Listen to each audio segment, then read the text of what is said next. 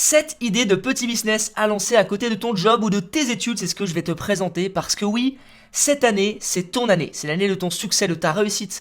Peut-être que tu veux juste faire rentrer un petit peu d'argent, ou lancer ta propre activité, devenir indépendant, créer ton entreprise, ou même créer un empire. Et bien dans cette vidéo, je vais te présenter des petits business que tu peux commencer tranquillement depuis chez toi, et ce n'est pas répondre à des sondages rémunérés ou des choses comme ça, c'est de vrais business qui vont cartonner dans les années à venir, ils sont fondés et je vais t'expliquer exactement pourquoi. On va rentrer directement dans le vif du sujet, juste avant, comme d'hab, le petit like. Forcément, le petit like, si tu ne le mets pas, on ne peut pas continuer.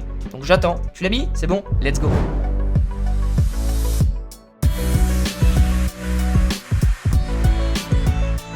Alors le premier petit business que tu peux mettre en place, il est ultra simple, c'est un classique, mais je dois le citer parce que c'est celui qui fonctionne très bien quand on ne veut pas se prendre la tête. Il s'agit de l'achat-revente. L'achat-revente, c'est vieux comme le monde, c'est vieux comme le commerce.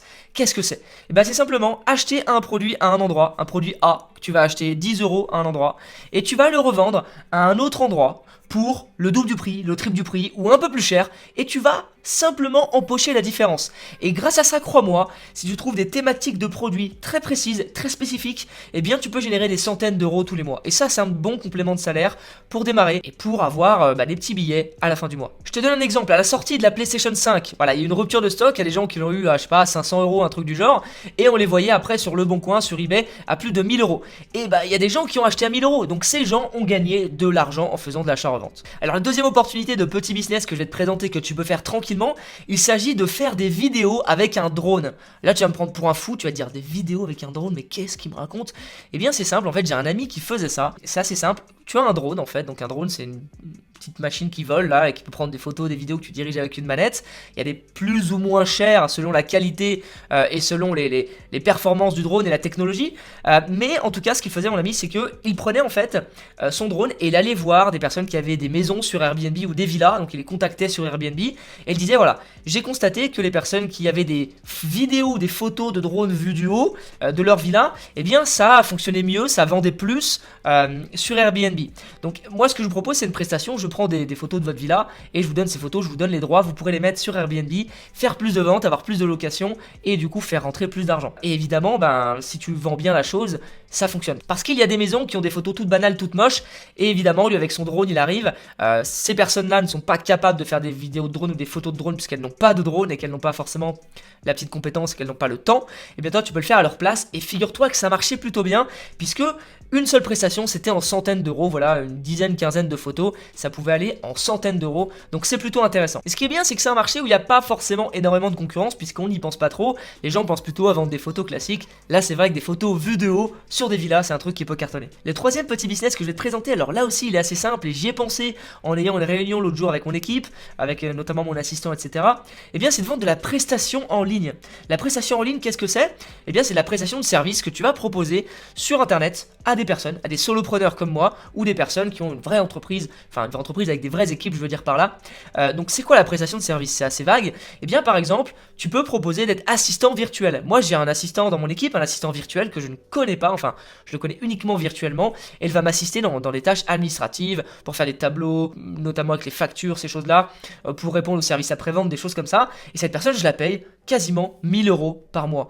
Donc ça rapporte de l'argent et en plus de ça, cette personne est tranquillement chez elle à travailler. Donc c'est quelque chose qui peut être extrêmement rentable et en plus de ça, tu peux avoir plusieurs clients, gérer ce qu'on appelle un portefeuille client et du coup avoir une vraie entreprise solide sur le long terme. Après, il existe diverses sortes de prestations. Moi, ce que je te conseille, c'est de te focaliser sur une seule prestation, ce qu'on appelle se nicher. Tu peux par exemple proposer à des personnes de faire leurs sous-titres de vidéos YouTube. Tu peux proposer aussi la traduction. Tu peux proposer de la rédaction d'articles, de la rédaction de sites internet. Il y a vraiment plein de trucs qui sont possibles.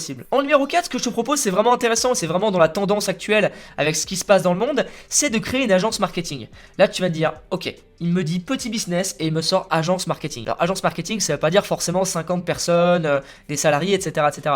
Non, tu peux créer une petite agence marketing toi tout seul. Et ce que tu vas faire, c'est aider les business physiques à se digitaliser. On est dans une véritable transition aujourd'hui dans le monde entier. Il y a beaucoup de business physiques qui ne perdurent pas parce qu'ils ont du mal à s'adapter et à se digitaliser. Eh bien, toi, tu vas être là pour les aider. Et là, pour le coup, il y a vraiment un vrai besoin. C'est-à-dire qu'il y a vraiment une volonté de le faire parce qu'il y a un besoin de le faire en fait. Les personnes sont obligées quasiment de le faire. Je pense notamment aux restaurants, aux praticiens, notamment donc les médecins et toutes ces personnes-là. Il y a une obligation de se digitaliser avec ce qui se passe dans le monde. et tu peux être la personne justement qui va les aider. Alors là, il faut se former un petit peu sur les sujets, le digital marketing peut-être, ou comment créer des sites web, des choses comme ça. Mais en tout cas, il y a un vrai créneau là-dessus et ça rapporte. Ensuite, ce que je te propose en numéro 5, c'est aussi une agence marketing mais complètement différente. Et là, c'est aussi dans les tendances du moment, c'est de créer une agence d'influence marketing. L'influence marketing, c'est quoi?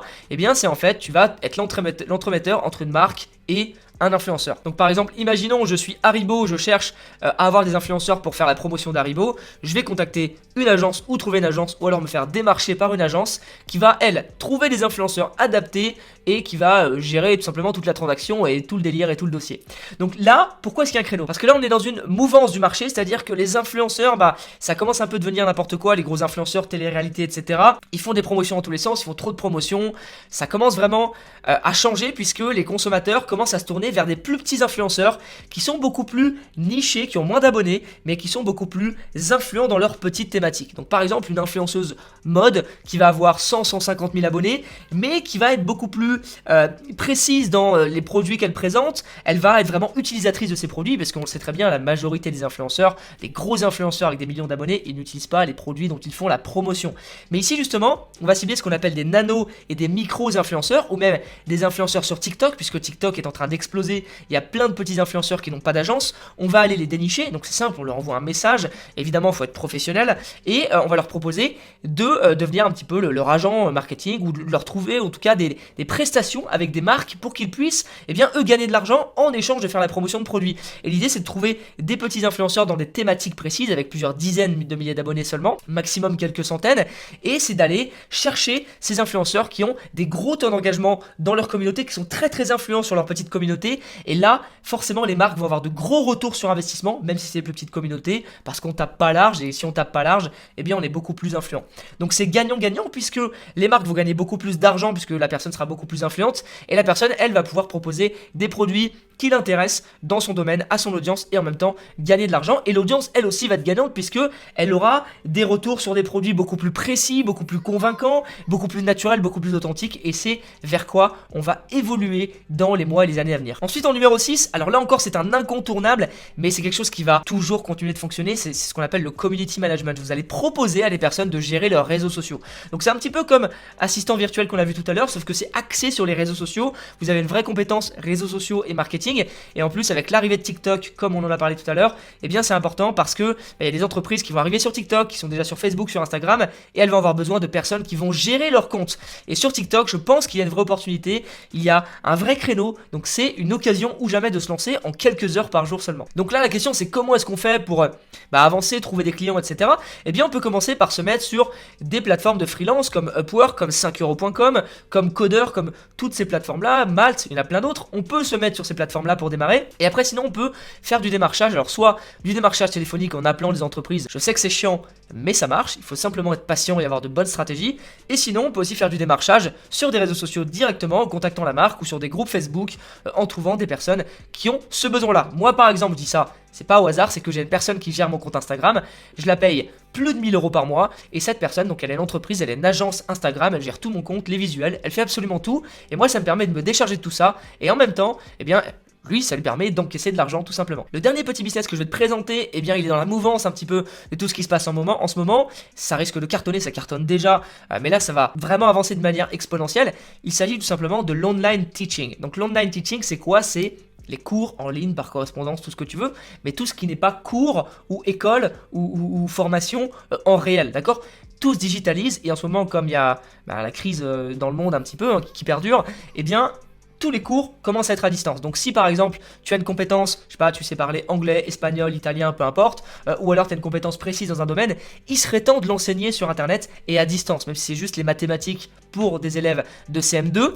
Il y a des créneaux, il y a des sites internet sur lesquels tu peux t'inscrire, spécialisés donc soit pour des cours dans une matière précise, soit si c'est plus orienté business, tu peux aller sur des plateformes de freelance et donner des cours en ligne à des personnes. Tu peux même créer une formation en ligne si tu souhaites et la vendre un cours en ligne, mais il y a vraiment des créneaux dans tous les domaines, que ce soit pour apprendre une langue, pour apprendre à compter, pour apprendre à coder. Vraiment, il y a beaucoup d'opportunités, donc c'est le moment de se lancer, de prendre des créneaux, et c'est pour ça que je vais te parler de cette opportunité. Donc voilà un petit peu, j'espère que cette vidéo t'a plu, que tu as trouvé ton bonheur. Les business que je t'ai présentés, C'est des business qui peuvent être très gros, mais aussi très petits. Tu peux faire ça un petit peu tous les soirs dans ton coin si tu le veux, depuis chez toi. Mais ça peut être aussi créer un empire, parce que oui, tu peux créer une agence marketing énorme. Mais là, c'était vraiment pour te montrer des petites opportunités.